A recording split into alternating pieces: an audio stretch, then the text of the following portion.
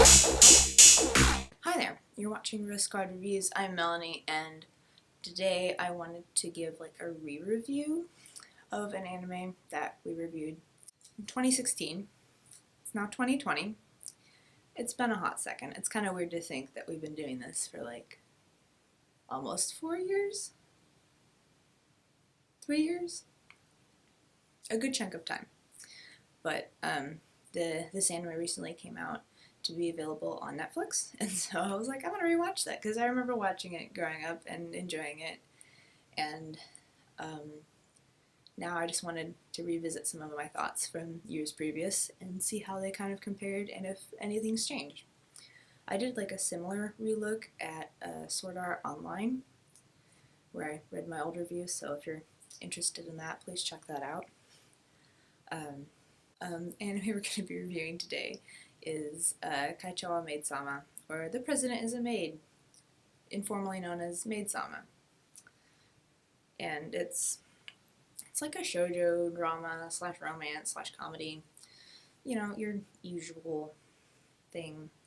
Back in the day, I rated it 4.25 out of 5 stars. We'll just say 4 out of 5. So, I liked it, obviously. I mean, I like a lot of things, but I thought pretty highly of it. And just to give you an idea of what this anime is about, if you've heard of it or if you haven't, I'm going to read my general setup because I actually thought it was pretty well written for me 3 years ago. Misaki Ayuzawa is the student council president of Seika High, a school that has recently transitioned from an all-boys school to a co-ed. The girls are still a minority, and Misaki, a self-professed hater of the male gender, has taken it upon herself to improve the quality of life for the female students. However, she has a secret that she would do anything to keep from being revealed. In order to help out her single mom, she works at a maid as a cosplay cafe. Misaki's world is turned upside down when Takumi Usui, the most popular boy at Seika High, discovers her secret. At first, she despairs that she will lose her tough reputation as the demon president, but when a few days pass and Usui has not told anyone of her secret, she becomes confused. To make matters worse, Usui soon becomes a regular at the cafe. What are his motives? Misaki is a hard worker, refusing to quit even to the point of exhaustion. She has a strong personality, but is open to constructive criticism. Sometimes. Even though she is embarrassed of her workplace, she doesn't hate the job. Not much is revealed about Usui's personal life. He keeps a close watch on Misaki and helps her several times. Usui doesn't seem to care what other people think about him. He is liked among his classmates, but prefers to be alone. Usui is kind of a static character. He's already kind of, I feel like, reached the culmination of his character arc before the anime begins. I mean, there's not like a whole lot of growth other than just like a lot of patience and stubbornness, I guess.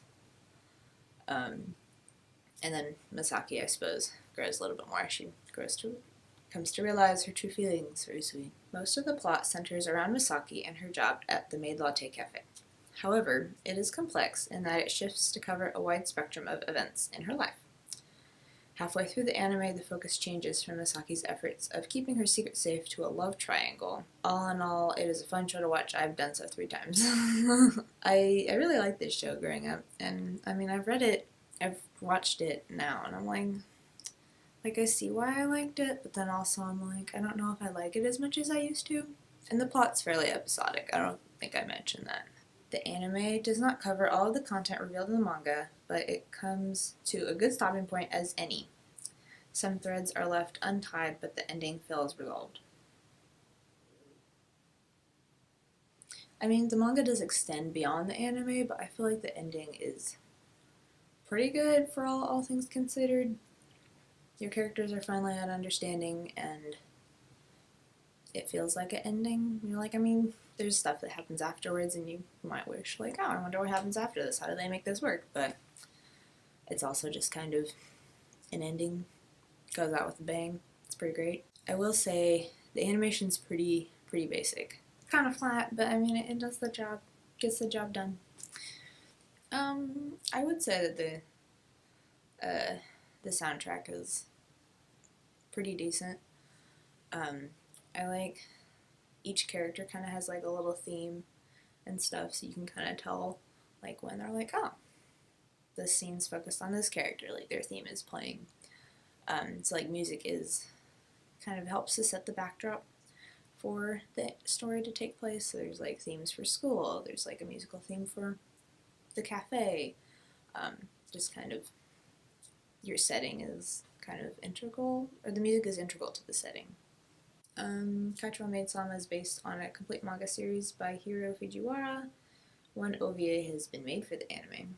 I will say there's kind of some fillers. I think there's like a couple episodes where they're like, we're gonna take the characters and like take them on this little adventure, and they're gonna like reenact this story, and it's gonna be funny. I think there's just like 2 of those. There are 26 episodes in the anime, and you can watch Kaichou-wa on Netflix. I don't think it's on Hulu anymore. It was on Hulu 3 years ago, but it's not. I feel like this review brings up some good points still.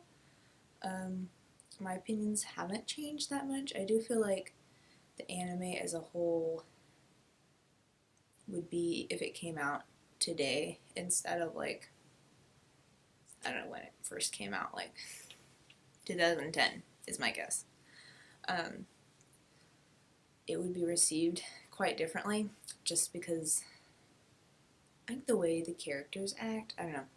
Misaki is very much a tsundere, and so just kind of her being like, no, get away, Sui, I don't like you, gets kind of tiring after a while, and you'd think either the guy would like just be like, okay, I'm done, not gonna touch this with a 10-foot pole, see ya. Or it's just kind of weird almost that like he keeps continuing to try, and so it's like, oh, she likes him, she's not admitting it, but then when taken out of the anime context and applied to the real world, if somebody is telling you, no, I don't like you, stop hitting on me, or and you don't take a point, then that leads to a very bad situation where, so there is like interesting dynamic of that in the anime. Other than that, it's a fairly lighthearted comedy, and it's available on Netflix, so I don't know if I'd still rate it as like a 4 out of 5. I don't really do ratings very much anymore. I'd bump it down to maybe a 3. So still probably worth your time, but not one that I'd be like, you have to watch this.